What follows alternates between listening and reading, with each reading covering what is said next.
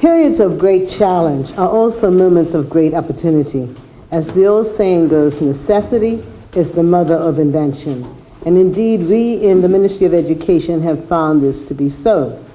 In examining our needs, our wants, and our budget, we have found ways to be innovative that have also proven to be not only cost-effective, but beneficial. The move to Southside is one such example.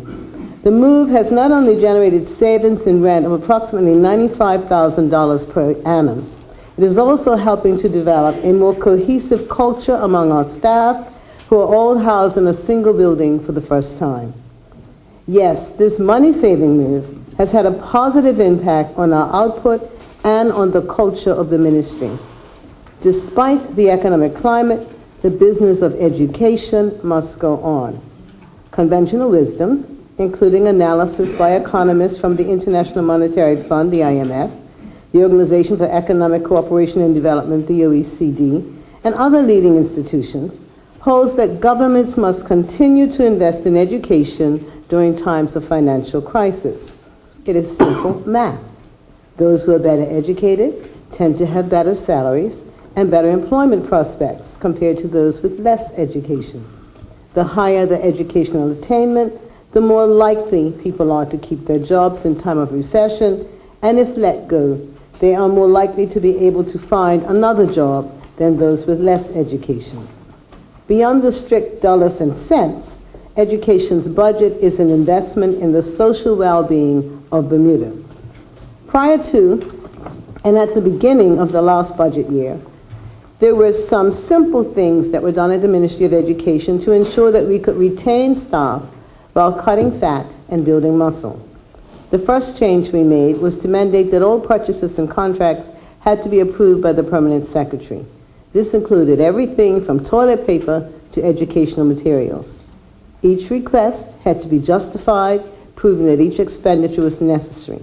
We also required, where appropriate, that purchases be centralized through the stores section so that items could be purchased in bulk at a cheaper cost. I can report that we have diligent employees who are now scouring for discounts wherever they can be found. We review all grants to external bodies annually to ensure that those organizations that are supported by grants are indeed providing support that is relevant for our students. The introduction of the Cambridge curriculum meant that the Terra Nova testing was no longer needed. Thus, the Ministry of Education was able to terminate the contract with the resultant cost savings for the ministry. The ministry was also able to save on rental costs for Lyceum Preschool by relocating it here to the Francis Patton location. Over time, the ministry plans to significantly reduce or eliminate, if possible, preschool rental costs across the island. Housing our preschools in government-owned facilities is a long-term goal of the ministry. In addition, renegotiating our security contracts has resulted in a savings of $1.3 million over 3 years.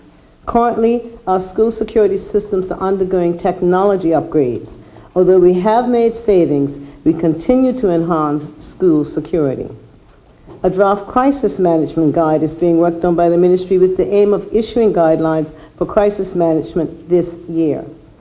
With our student services section now deployed in schools, there's better support of instructional leadership and problem solving directly at the school level. So, we keep teaching and learning as our first priority and use the savings and efficiencies that we find and create to meet our budget requirements. Having focused on making economies wherever we could, we had to face the fact that salaries are 75% of our budget.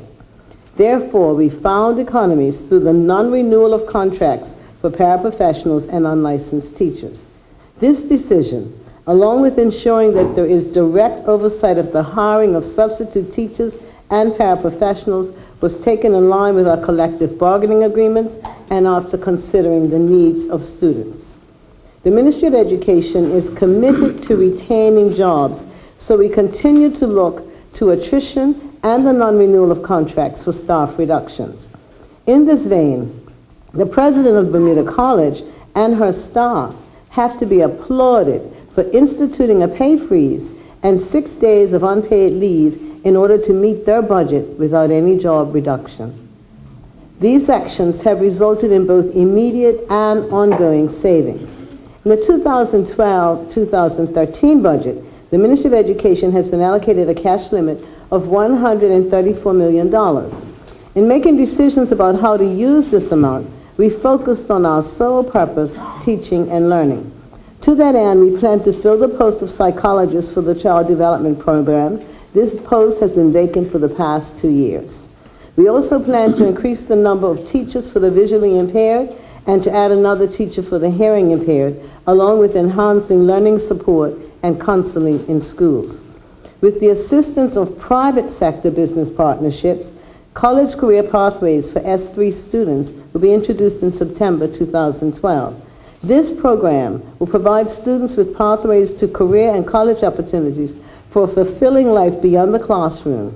The intent of this new program is to promote student identification, knowledge, and exploration of career and college options, provide work placements that enable students to observe, experience, and learn firsthand work values, skills, and practices, provide students the opportunity to participate in advanced college preparation and further college readiness, and foster development of interpersonal communication, relationships, professionalism, and accountability.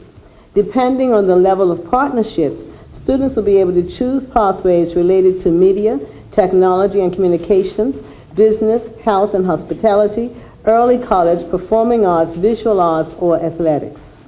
To recap, we have saved on rents, on testing, on the ordering of supplies, and by not renewing contracts for paraprofessionals and non-licensed teachers.